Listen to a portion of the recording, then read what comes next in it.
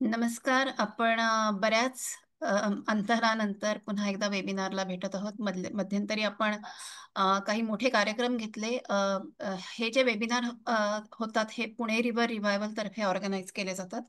Pune river रिव्हायवल ही बऱ्याच संस्था आणि व्यक्ती हे एकत्र येऊन झालेला मोठा समूह आहे आणि तो मुख्यतः अ, नदीमधली जैवविविधता आणि नदीच्या काठावरची जैवविविधता आणि नद्यांची स्वच्छता यावरती काम करणारा हा गट आहे.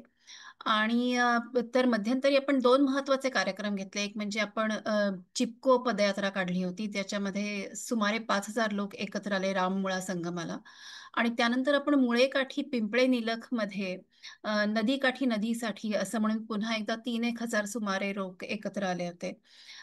तर ह्या सगळ्या प्रतिसादाबद्दल मनापासून धन्यवाद आणि असेच आपण एकत्र येत राहूया आणि नदीसाठी काम करत राहूया. या सगळ्या वेगवेगळ्या कार्यक्रमांच्या धावपळीमध्ये मध्यंतरी आपले वेबिनार जरा मागे पडले होते, ते आपण आता पुन्हा एकदा सुरू करत आहोत.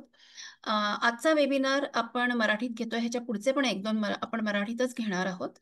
मात्र ज्यांना मराठी कम्युनिकेशन किंवा संवाद साधायला जरा प्रश्न असेल, त्यांनी प्रश्न इंग्लिशमध्ये विचारले तरी किंवा हिंदीमध्ये विचारले तरी अवश्य चालतील. आपण हिंदी, इंग्लिश, मराठी तिन्ही भाषेंमध्ये प्रश्न घेऊ, जे आपण चॅट बॉक्समध्ये घेत आहोत. आणि पण आजच्या वेबिनारच्या स्लाइड्स इंग्लिशमध्ये आणि मुख्यतः बोलणं मराठीमध्ये असं आपलं स्वरूप आहे. त्यामुळे मला वाटतं सगळ्यांना कळायला तशी काही हरकत नाही. अ, मी प्रियदर्शिनी कर्वेंनी आतापर्यंत मला वाटतं 2-3 वेबिनार्स घेतले, तरी पण थोडक्यात ओळख करून देते. ती ओळख करण्यापूर्वी मला असं सांगायचं आहे, की आपण हे जे काम करतो, जी लोकांमध्ये जाणीव जागृती करतो, नदीबद्दलचे प्रश्न पोहोचवतो, त्याखेरीज अत्यंत महत्त्वाचं काम आपण डॉक्युमेंटेशनचं करतो. म्हणजे नदीच्या काठी जी झाडं आहेत, त्यांचं मॅपिंग करणे, कोणती झाडं आहेत, कोणती जैवविविधता आहे, तिथे पक्षी कोणते आहेत, तिथे इतर प्राणी, मग साप असतील, बेडूक असतील, कासव असतील, या सगळ्यांचं आपल्याला डॉक्युमेंटेशन करण्यासाठी एकतर आपल्याला व्हॉलंटिअर्सची गरज असतेच, पण त्याखेरीज आपण तज्ञ लोकांची मदत घेतो. आणि त्यामध्ये आपल्याला काही ना काहीतरी खर्च येतो. म्हणजे निदान लोकांना जाण्या-येण्याचा तरी आपल्याला खर्च देणं आपण अपेक्षित आहे. तर त्यामुळं मला असं म्हणायचं की तुम्ही सढळ हस्ते तुम्हाला जितकं शक्य होईल तितकं या कामासाठी देणगी द्या अशी माझी विनंती आहे. पैसे कुठे द्यायचे, देणगी कुठे द्यायची याचे डिटेल अमितराज नंतर तुम्हाला चॅट बॉक्समध्ये देईल.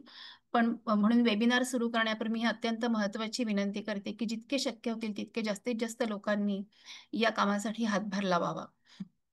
आजच्या वेबिनारचा विषय आहे नदीकाठची परिसंस्था आणि कार्बनची साठवणूक. अ, अ, बोलणार आहेत डॉक्टर प्रियदर्शिनी कर्वे. मला वाटतं पुण्यातल्या सगळ्यांना हे नाव खूपच चांगलं परिचित आहे. प्रियदर्शिनी ह्या मला वाटतं मुख्यतः अल्टरनेट एनर्जी किंवा सस्टेनेबल एनर्जी यासाठी त्यांची समुचित एन्व्हायरोटेक अशी एक कन्सल्टन्सी आहे आणि त्यांचे त्याबद्दल विविध उत्पादनं आहेत, त्याबद्दल त्या प्रसिद्ध आहेत. अ, वेगवेगळ्या ठिकाणी वर्तमानपत्रात आणि इतर ठिकाणी तुम्ही त्यांचे लेख वाचले असतील. त्यांची पर्यावरण या विषयावरती व्याख्यानही ऐकली असतील आणि सध्या त्या Indian network on ethics and climate change याच्या नॅशनल कन्व्हेनर आहेत. तर ओव्हर टू यू प्रियदर्शिनी. धन्यवाद. मी प्रेझेंटेशन शेअर करते. अ, हे थांबवायला आत्ता कोणी शेअर केलंय ते थांबवायला.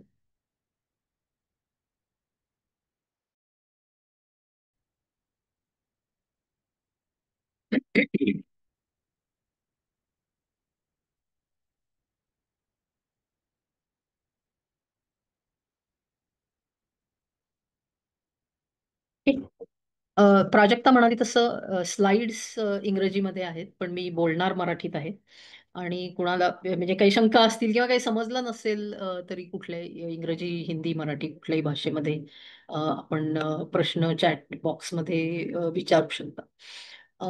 प्रेझेंटेशन दिसत असेल सगळ्यांना असं मी गृहीत धरते. दिसतंय. अ, आजचा आपला विषय आहे की नदीकाठची जी काही वनश्री आहे नदीकाठची जी जैविक परिसंस्था आहे, त्याच्या अनुषंगाने कार्बनची साठवणूक हा तसा तुलनेने नवीन असा विषय आहे. तर त्याबद्दल आपण थोडीशी चर्चा करणार आहोत. अम, कार्बनचं जे चक्र आहे त्याच्यामध्ये जे नैसर्गिक चक्र आहे त्याच्यात खरं म्हणजे दोन चक्र आहेत. एक जे आहे ते भौगोलिक चक्र आहे, ज्याच्यात जो कार्बन डायऑक्साईड वायू आपल्या वातावरणामध्ये नैसर्गिकरित्या आहे, तो महासागरांच्या पाण्यामध्ये विरघळतो. त्याची कार्बोनेट्स तयार होतात आणि त्याच्यापासनं आपले दगड, माती वगैरे तयार होते. आणि जशी दगडांची मातीची धूप होते तसं त्याच्यातला काही कार्बन डायऑक्साईड पुन्हा वातावरणात परत जातो. ज्वालामुखींचे उद्रेक होतात, त्यातनं बराचसा अ, कार्बन डायऑक्साईड परत वातावरणामध्ये जातो. जे जैविक चक्र आहे ते थोडं उशिरा सुरू झालं. जेव्हा पृथ्वीवरती प्रकाश संश्लेषण किंवा फोटोसिंथसिस करू शकणाऱ्या अ, जीवाणूंची उत्क्रांती झाली, तेव्हा ह्या जीवाणूंनी हवेतला कार्बन डायऑक्साईड काढून घ्यायला सुरुवात केली. हवेतला कार्बन डायऑक्साईड जमिनीतनं पाणी आणि सूर्याची उष्णता यांचा वापर करून आपल्याला लागणारी जी ऊर्जा आहे ती मिळवणं या जीवाणूंना शक्य झालं. हे जीवाणू इतके प्रभावी ठरले की म्हणजे ज्यांची उत्क्रांती झाली त्यावेळेला वातावरणामध्ये मुख्यतः कार्बन डायऑक्साईडच होता. पण ह्या जीवाणूंनी तो खायला सुरुवात केली आणि त्यांची जी प्रकाश संश्लेषणाची प्रक्रिया आहे त्यामध्ये ऑक्सिजन हा टाकाऊ पदार्थ म्हणून बाहेर टाकला जातो.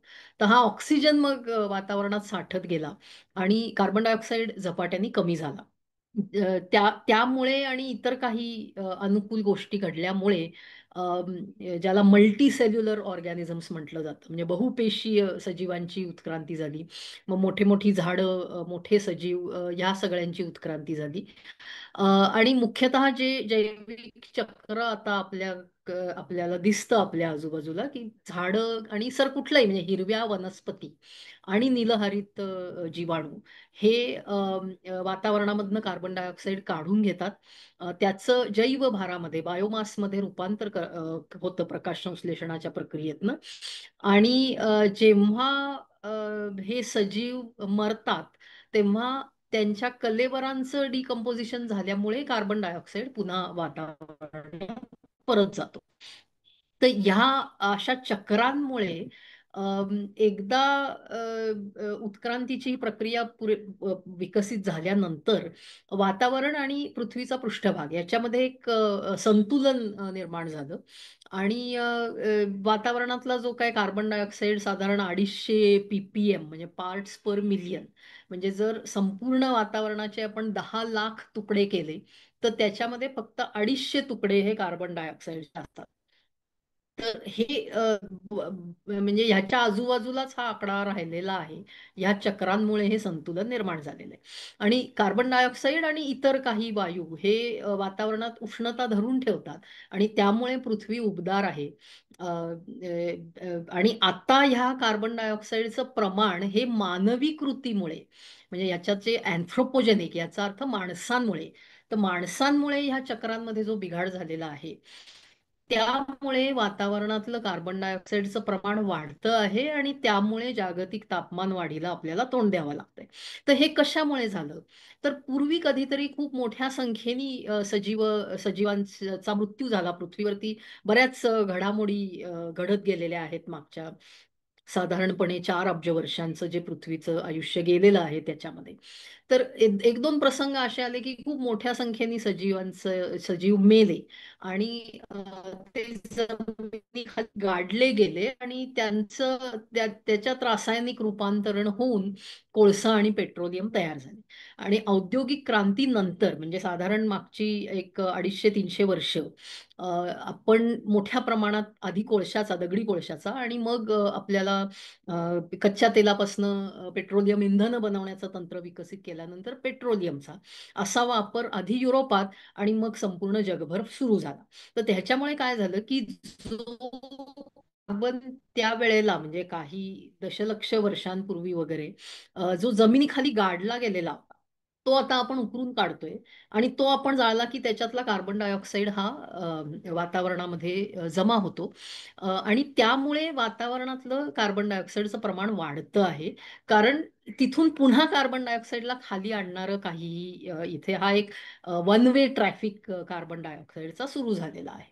तर ह्याचा परिणाम काय झाला, तर कार्बन डायऑक्साईडचं प्रमाण वातावरणातलं हे 250 पीपीएम होतं, ते आता 420 पीपीएमच्या वर गेलेलं आहे.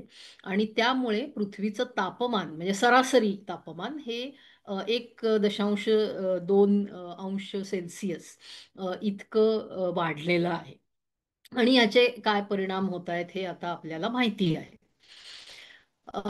IPCC inter governmental panel on climate change यांनी यांचा जो सध्याचा लेटेस्ट रिपोर्ट ज्याला म्हटलं जातं तो जो आहे, त्याच्यात ह्या तीन महत्वाच्या गोष्टी त्यांनी सांगितल्या आहेत. एक म्हणजे पॅरिस करारामध्ये सगळ्या जगभरातल्या सरकारांनी असं मान्य केलेलं आहे की 2100 सालापर्यंत ही जे वाढतं तापमान आहे ते आपण 1.5 डिग्रीच्या पुढे जाऊ द्यायचं नाही.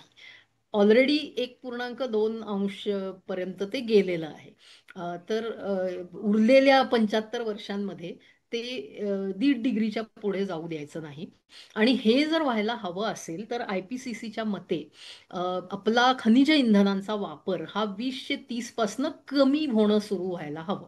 म्हणजे आणखी 5 वर्ष आत्ता सुद्धा जर आपण बघितलं तर दरवर्षी आपला खनिज इंधनांचा वापर वाढत चाललेला आहे.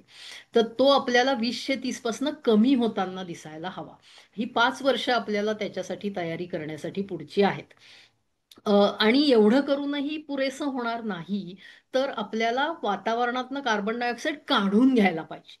शिवाय ह्याच्या जोडीला ह्या दोन्ही गोष्टी आपल्याला कराव्या लागतील.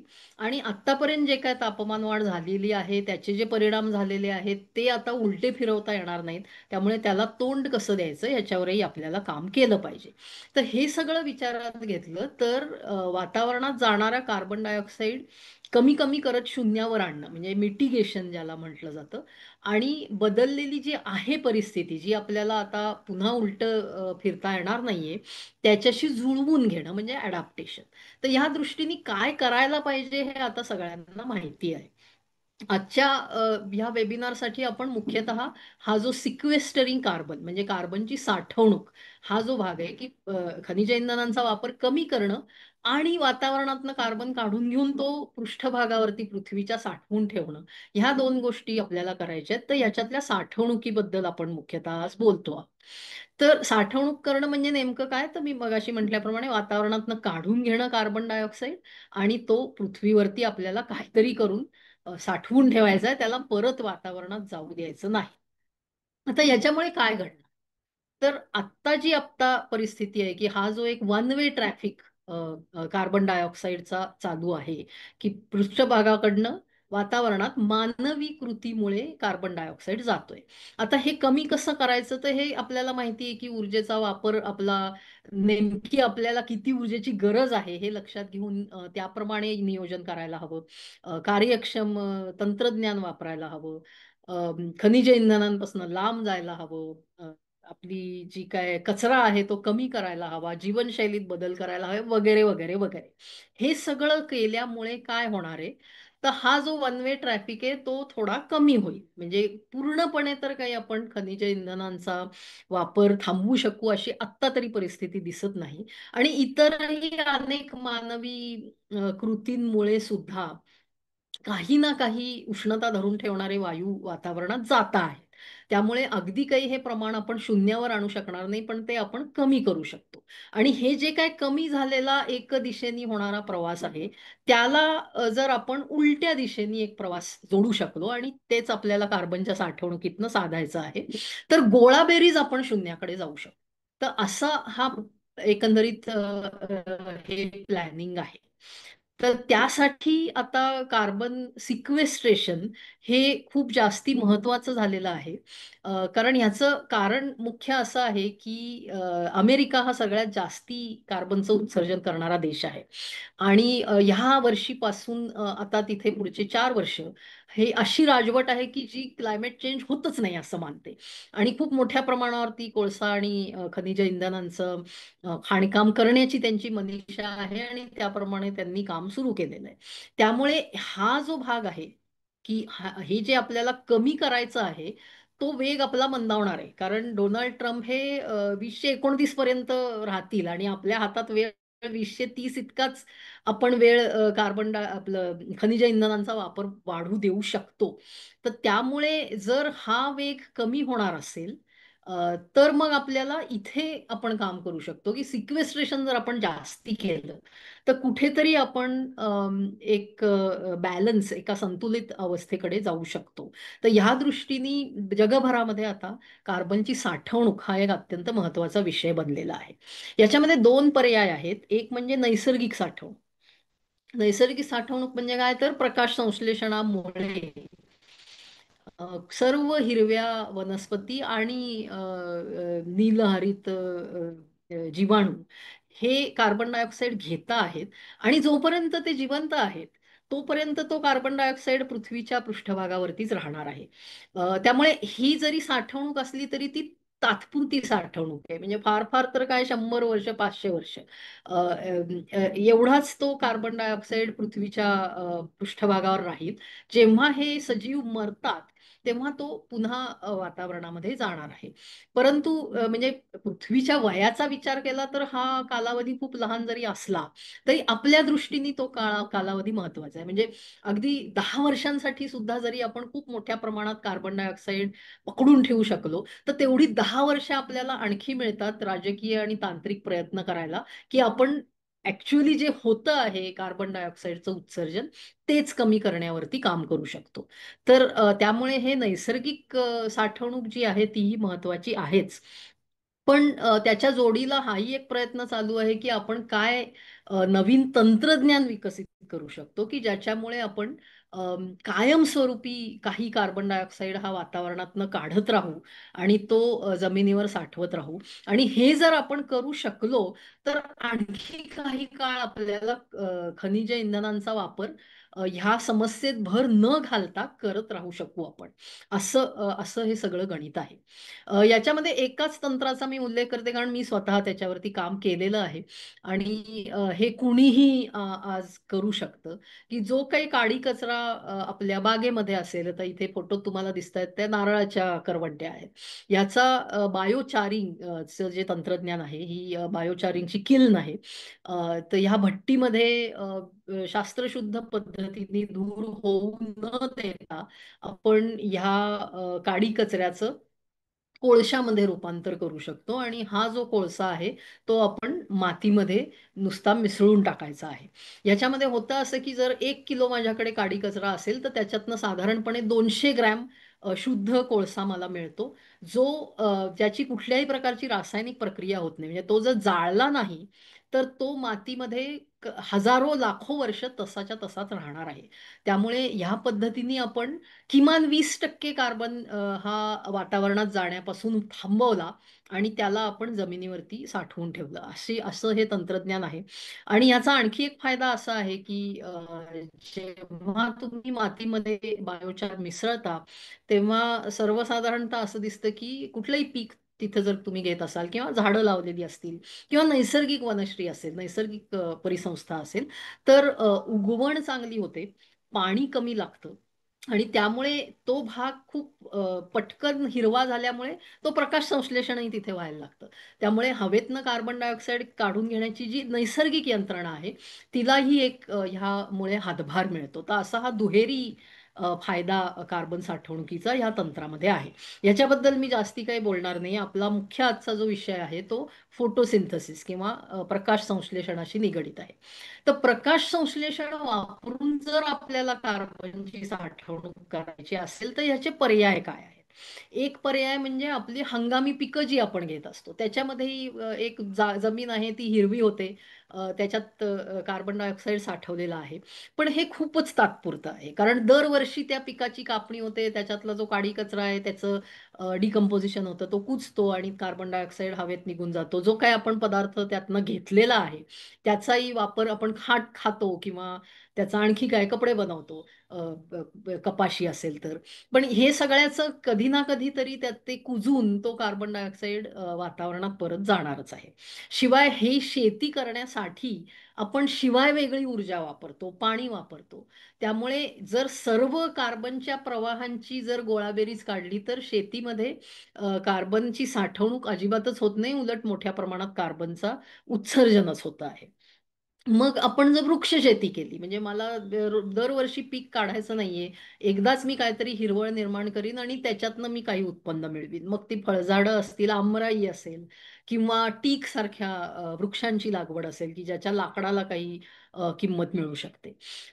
तर ह्याच्यामध्ये कसं आहे, की मोनोकल्चर जिथे आहे, म्हणजे एकाच प्रकारची वनस्पती जिथे वाढते आहे, तिथे तुलनेने कमी कार्बनची साठवणूक होते. हे करण्यासाठी पुन्हा आपण पाणी देणार आहोत, ऊर्जा वापरणार आहोत आणि प्लांटेशन हे काही कोणी कार्बन सिक्वेस्ट्रेशन, कार्बन साठवणूक करण्यासाठी करत नाही. आमराई मी आंबे मिळवून त्यातनं उत्पन्न काढण्यासाठी करते. त्याच्यात जर कार्बनची साठवणूक होत असेल तर तो एक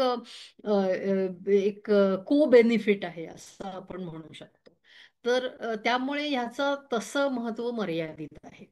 नैसर्गिक ज्या परिसंस्था आहेत त्या जर आपण राखून ठेवल्या तर त्याच्यामध्ये कसं आहे की विशेषतः आपण जो नदीकाठच्या परिसंस्थेचा विचार केला, आपण सगळे जे या वेबिनारमध्ये सहभागी झालेल्या लोकांनी कुठे ना कुठेतरी या संपूर्ण मागच्या 1-2 वर्षाच्या प्रवासामध्ये नदीजवळ जाऊन ही परिसंस्था बघितली असेल जवळून, असं मी गृहीत धरते आहे. तिथे गवतापासून, शेवाळापासून ते मोठ्या झाडांपर्यंत, वेलींपर्यंत विविध प्रकारची हिरवळ आहे आणि ह्या सगळ्यांचं एकमेकांशी एक सिम्बायोटिक रिलेशनशिप आहे. ह्यातून जास्ती कार्यक्षमतेने कार्बनची साठवणूक होते आणि ती जास्ती कालावधीसाठी होते. कारण एवढ्या मोठ्या इकोसिस्टीममध्ये, परिसंस्थेमध्ये 1-2 झाडं मेली तरी त्यांची त्यांना त्या रिप्लेस करण्यासाठी दुसरी काहीतरी वाढ तिथे होतच असते. त्यामुळे तुमचा एकंदरीत जे ज्याला हरित आच्छादन किंवा ग्रीन कव्हर आपण म्हणू शकतो, ते कायम राहिलं तर तो कार्बन तेवढा तिथे साठवून राहिलेला आहे. आणि कार्बन साठवणूक हा एक भाग झाला. ह्या नैसर्गिक परिसंस्थेचे इतर अनेक फायदे आपल्याला आहेत. शहरी भागामध्ये कार्बनची साठवणूक ही जास्ती महत्वाची आहे असं मी म्हणेन. कारण शहरं ही जास्ती कार्बन उत्सर्जन करतात. त्यामुळे आपली एक नैतिक जबाबदारी आहे शहरी नागरिक म्हणून, की आपल्या जीवनशैलीमुळे आपण आपल्या समाज व्यवहारांमुळे जर मोठ्या प्रमाणात कार्बनचं उत्सर्जन होत असेल, तर आपण प्रयत्न केले पाहिजेत, की जास्तीत जास्त कार्बन आपण वातावरणातनं काढून घेऊन त्याची साठवणूक करावी. हे जर आपण ह्याच्यात एक योग्य संतुलन साधू शकलो, तर शहरं ही कार्बन न्यूट्रॅलिटीकडे किंवा शून्य कर्ब अवस्थेकडे जाऊ शकतात. आणि मी मगाशी म्हटलं, की परिसंस्था निरोगी असणं याचे इतर अनेक फायदे आहेत. शहरांच्या दृष्टीने तर ते आणखी जास्ती महत्त्वाचे आहेत. आणि शहरांमध्ये कोणत्या प्रकारच्या नैसर्गिक परिसंस्था आहेत, तर बऱ्याचशा आता पुण्यासारख्या शहरामध्ये टेकड्या पण आहेत. टेकड्यांवरची वनश्री आहे. इतर शहरांमध्ये आणखी इतर काही वेगळी अशी नैसर्गिक वनश्रीची छोटे-छोटे हिस्से असू शकतात. शहरं ही मुख्यतः पाणी उपलब्ध असेल तिथेच मोठी होतात. त्यामुळे बहुतेक सर्व शहरांमध्ये तलाव आहेत, ओढे आहेत, नद्या आहेत.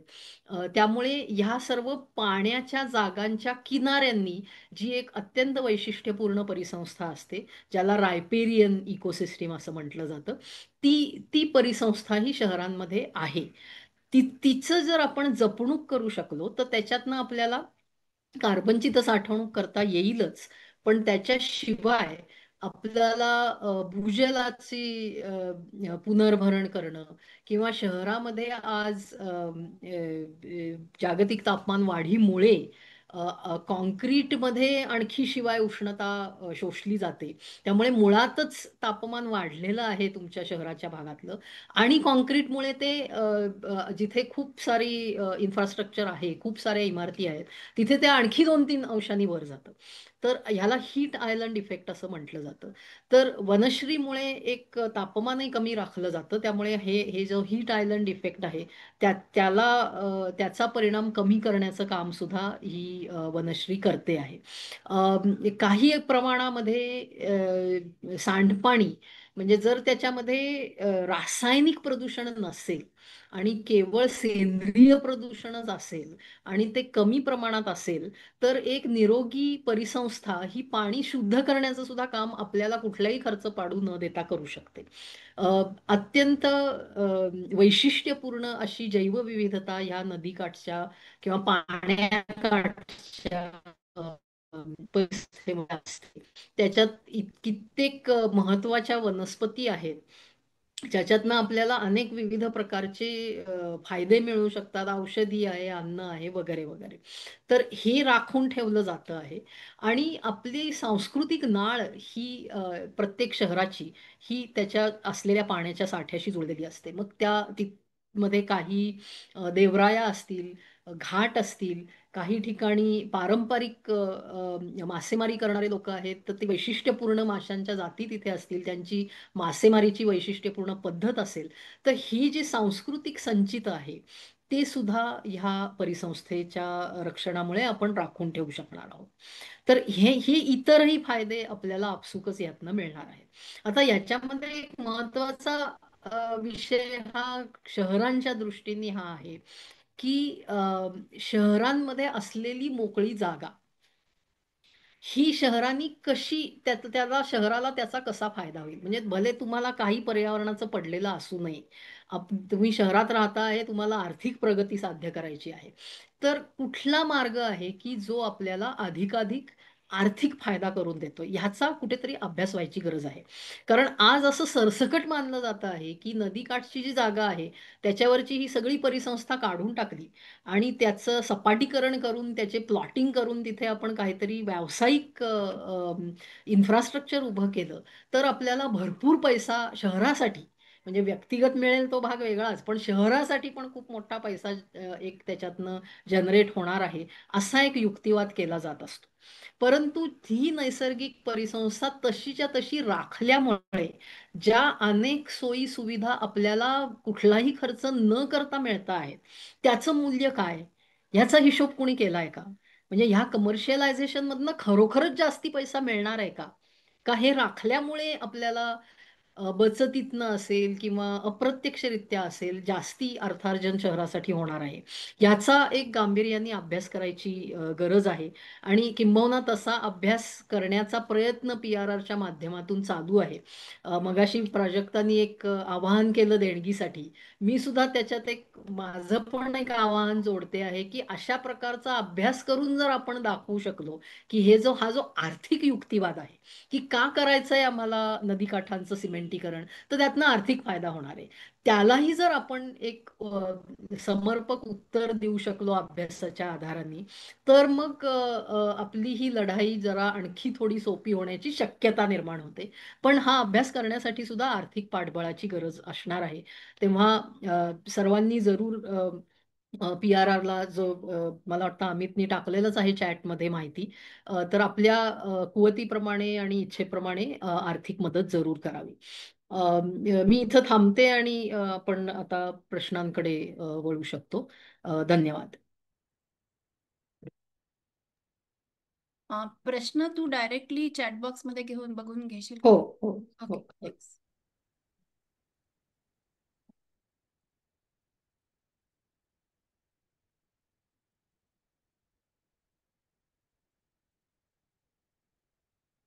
What are the carbon sequestration possibilities?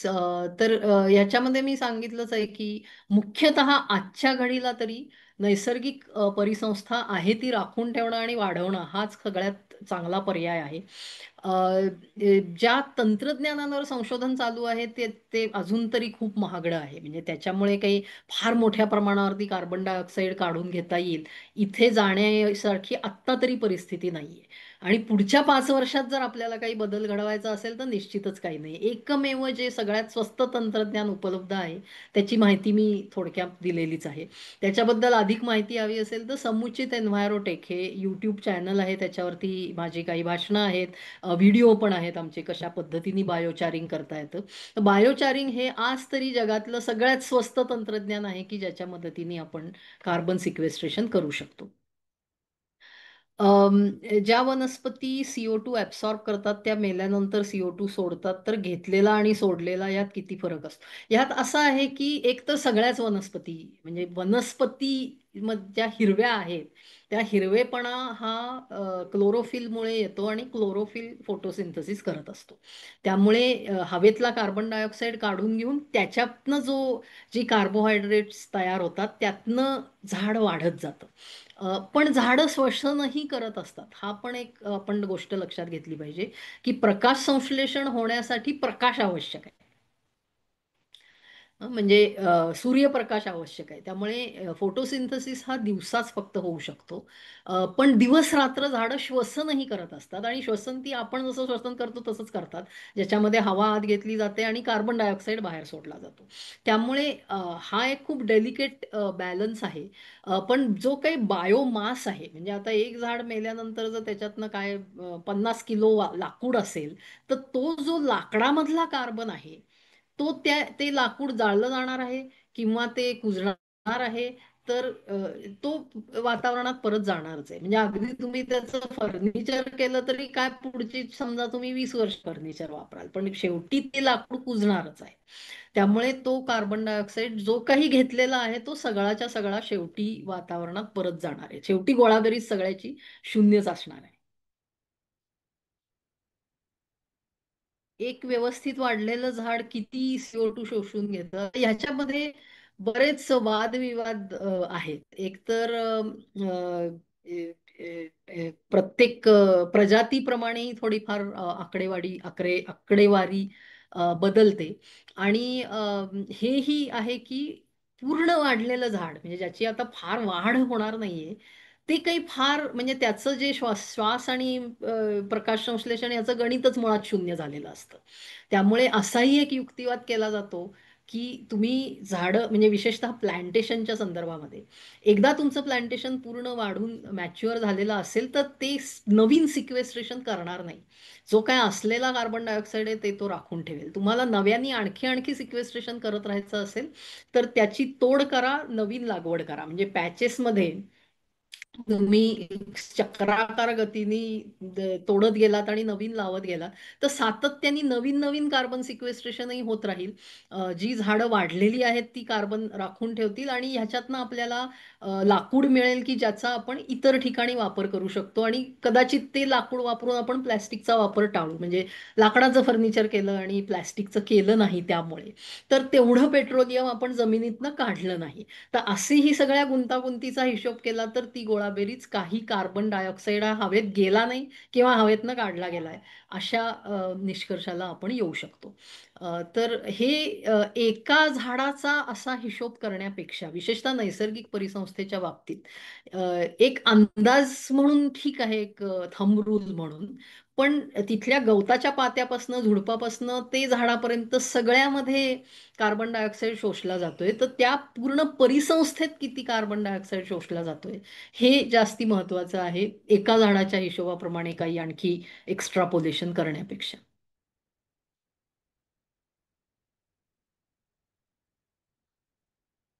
कोळसा पुरल्यामुळे कार्बन साठवणूक कशी होते? तर कसं आहे की कोळसा पुरल्यामुळे असं नाही, म्हणजे एक असं आपण लक्षात घ्या की 1 किलो लाकूड आहे माझ्याकडे, म्हणजे तेवढा कार्बन डायऑक्साईड हा वातावरणातनं त्या झाडांनी काढून घेतला, त्याचं कार्बोहायड्रेटमध्ये रूपांतर झालं आणि ते आपल्याला बायोमास म्हणून दिसतं आहे. आता हे 1 किलो लाकूड जर मी जाळलं तर त्याची पूर्ण राख होणार आहे. म्हणजे त्याच्यात जो काही कार्बन डायऑक्साईड आहे तो 100% वातावरणात परत निघून गेला. त्याच्याऐवजी जर मी त्याचा कोळसा केला आणि तो कोळसा करण्यासाठी मी शास्त्रशुद्ध पद्धत वापरली की ज्याच्यामुळे प्रदूषण होणार नाही वगैरे, तर साधारणपणे 200 ग्रॅम शुद्ध कार्बन, जवळजवळ शुद्ध कार्बन हा माझ्या हातात खाली शिल्लक राहिला. म्हणजे जो 100 युनिट कार्बन वातावरणात गेला असता त्याच्याऐवजी 80 युनिट गेला आणि 20 युनिट खाली राहिला. आता हा कोळसाही मी जाळू शकते, तो न जाळता जर मी तो जमिनीत मातीत घालून टाकला तर त्याची कुठलीही रासायनिक प्रक्रिया होत नाही. तो कोळसा ह्या स्वरूपातच, म्हणजे कार्बन या स्वरूपातच राहतो आणि त्यामुळे तेवढा तो 20 युनिट कार्बन हा जो वातावरणात एरवी गेला असता तो न जाता आपण त्याला जमिनीवरती थांबवून धरलेला आहे. असं असं ते त्याचं गणित आहे.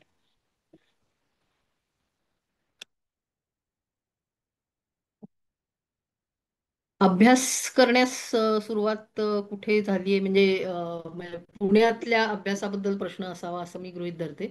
तर सध्या प्राथमिक बोलणी काही तज्ज्ञ लोकांबरोबर चालू आहे, पण डेटा कलेक्शनचं काम मात्र गेले कित्येक महिने चालूच आहे. मला वाटतं अमित राजच याच्याबद्दल जास्ती सांगू शकेल. तर त्यासाठी व्हॉलेंटियर्सची जशी गरज असते तशीच काही ना काही खर्चही होत असतो, तोही कुठून तरी काढावा लागतो. जेव्हा तज्ज्ञ लोक जी ह्या विषयातली आहेत त्यांची आपण मदत घेणार तेव्हा त्यांची काही फी असेल, ते प्रवास करून येणार आहेत, त्याचा खर्च आहे. तर हा सगळा आता येणार आहे खर्च.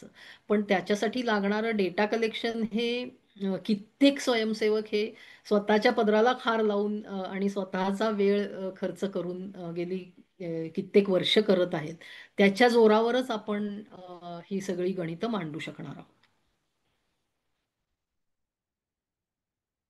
CO2चा साठा करण्याची योग्य पद्धत, याच्यात योग्य अयोग्याचा काही प्रश्नच नाही. आज आपल्या हातात एकच पद्धत आहे, ती म्हणजे नैसर्गिक प्रकाश संश्लेषण. दुसरी सगळी जी तंत्रज्ञानं आहेत त्या सध्या तरी हवेतल्या गप्पा आहेत.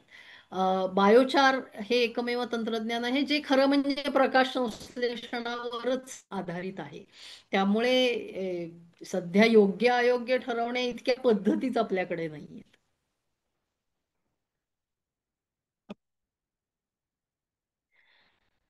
Alongside the study for economic benefits of riverside land monetization, it is also important to calculate the destruction caused by flooding in the absence of this riparian zone. हा पण अत्यंत महत्वाचा मुद्दा आहे की जे मी शेवटी म्हटलं की एक तुलना आपल्याला आर्थिक करूया आपण.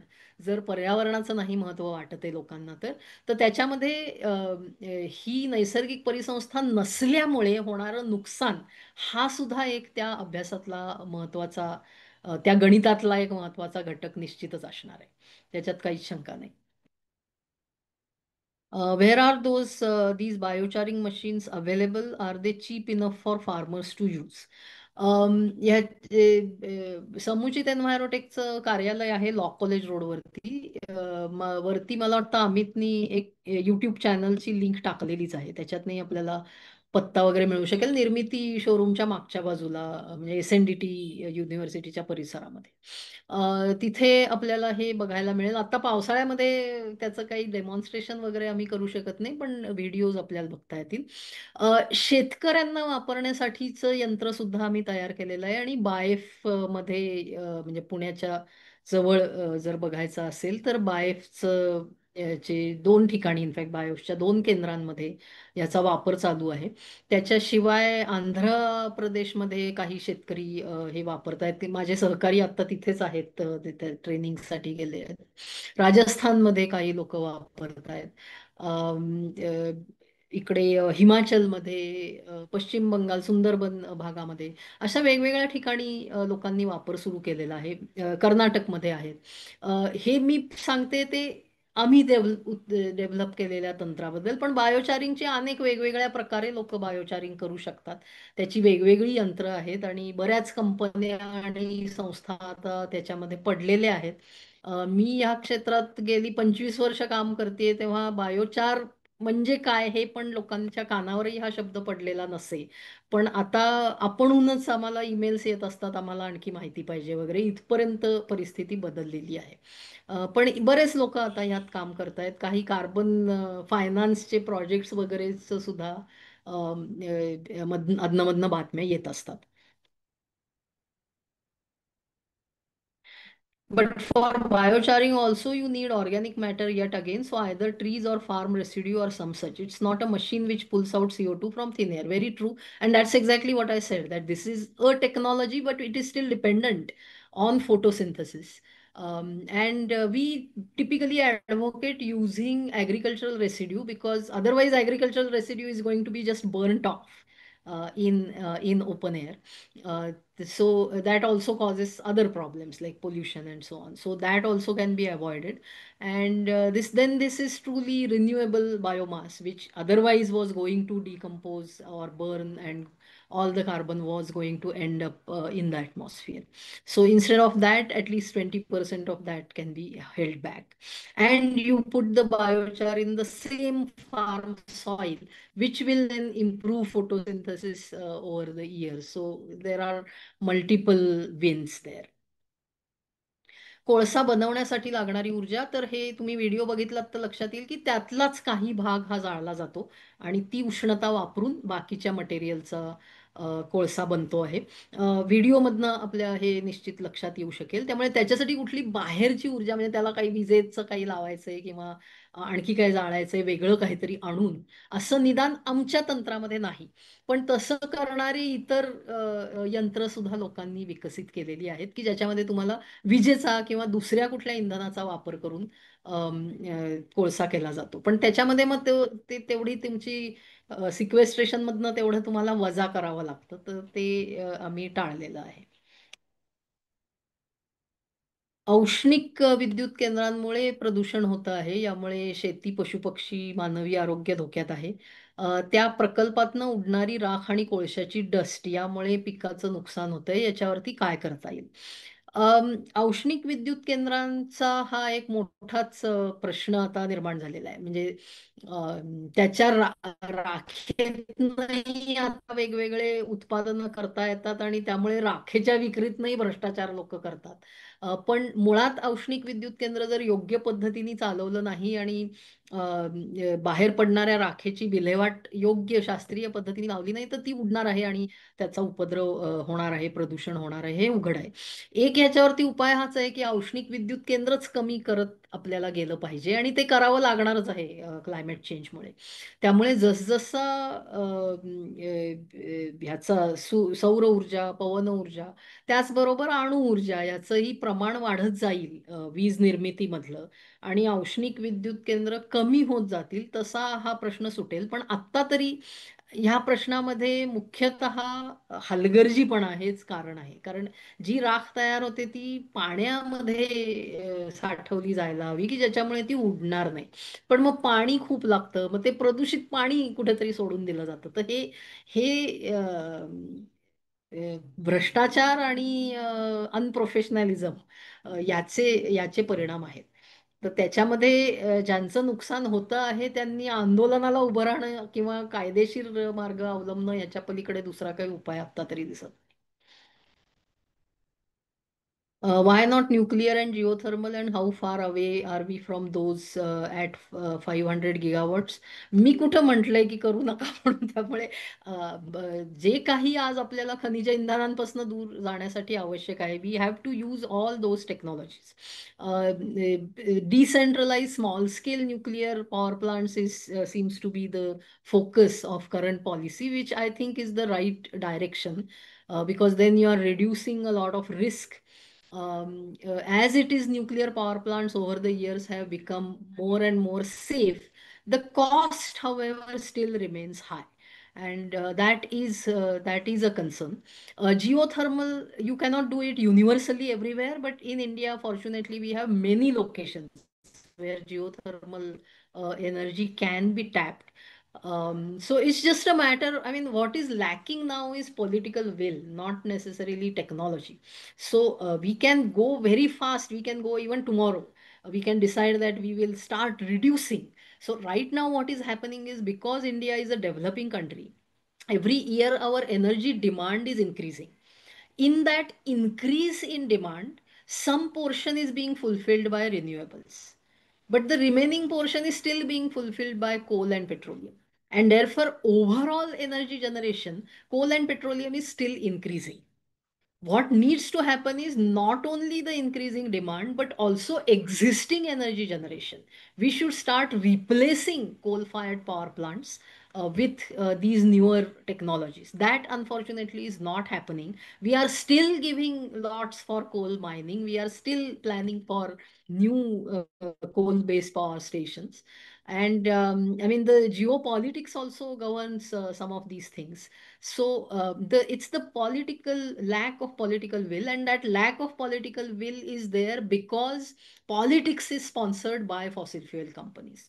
खनिज इंधनांची जे व्यावसायिक आहेत त्यांच्या पैशावरती जगातलं सगळीकडचं राजकारण चालतं. आणि त्यामुळे राजकीय इच्छाशक्तीचा अभाव आहे. आणि त्यामुळे आपला खनिज इंधनांपासून दूर जाण्याचा वेग जगभरातला मंद आहे, भारतातलाही मंद आहे.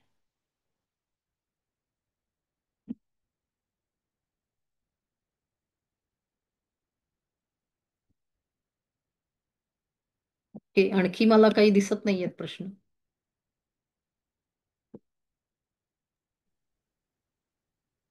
हो. अमित, तुला थोडं हे डेटा कलेक्शन बद्दल बोलायचं असेल तर. हा, ओके. अ, एक एक छोटीशी अजून माहिती फक्त याच्यामध्ये टाकतो की एक छोटंसं शिबिर पण झालं होतं आमचं, प्रियदर्शनी कर्वेंनीच घेतलं होतं की कार्बन सिक्वेस्ट्रेशनचे सगळी गणितं मांडायची कशी आणि ते आकडे काढायचे कसे. तर गणित म्हणून ते खरंच सोपं होतं आणि व्हॉलंटियर म्हणून, अगदी अभ्यासक म्हणून नाही म्हणणार मी, पण अनेकांपैकी एक म्हणून ह्या विषयामध्ये काम करताना हाताला काहीतरी आपल्याला टूल लागतं अशी एक भावना आम्हाला सगळ्यांना आली होती. तर मला असं वाटतं की ती देखील सुरुवात चांगली असू शकेल की कार्बन सिक्वेस्ट्रेशन काढायचं कसं आपल्या समोर जर काही डेटा असेल तर. हा एक मुद्दा. आणि दुसरा असं की डेटा म्हणून काही एक गोष्ट आता आपल्याकडे उपलब्ध आहे. म्हणजे अर्थात पूर्ण पुण्याच्या किंवा नदीचं पूर्ण बेसिन आहे तो सगळा भाग गृहीत धरला तर तो डेटाचा सॅम्पल छोटा आहे, परंतु अ, आपल्याकडे काही नागरिकांनी जमा केलेला डेटा आहे ज्याच्यामध्ये झाडाची, मी इंग्रजी शब्द वापरतो, मला त्याचे बरोबर मराठी कदाचित माहिती नसतील म्हणून, गर्थ आणि झाडाची उंची, अ, आणि झाडाची ती जी कुठली प्रजाती असेल ती, हे काही तज्ज्ञांच्या सहाय्याने आम्ही तो डेटा तयार केलाय सगळ्यांनी. तर तो देखील आपल्याकडे उपलब्ध आहे की तो वापरून कदाचित आपण कार्बन सिक्वेस्ट्रेशनचे आपली आपली काही गणितं मांडू शकू. तर हा म्हणजे गटांवरती तुम्ही बरोबर. जरूर, हा, येस. हा, बरोबर आहे. म्हणजे त्याच्याबद्दल मी काही फार खोलात तांत्रिक मुद्द्यात शिरले नाही, पण हा एक हा, एक्झरसाइज आपण केलेला आहे आणि त्याचा अभ्यास चालूच आहे. पण हे जितक्या व्यापक प्रमाणात व्हायला हवं तेवढं व्हायला हवं असेल तर काही लोकांना पूर्ण वेळ त्याच्यामध्ये काम करावं लागेल. आणि पूर्ण वेळ जर माणसं काम करणार असतील तर त्याच्या पोटापाण्याची सोय आपल्याला बघावी लागेल. हा त्याच्यातलं हे एक पण एक साधं गणित आहे. तर त्याही दृष्टीने जितकं आर्थिक पाठबळ उभं राहील तितकं जास्ती चांगलं काम होईल. ओके.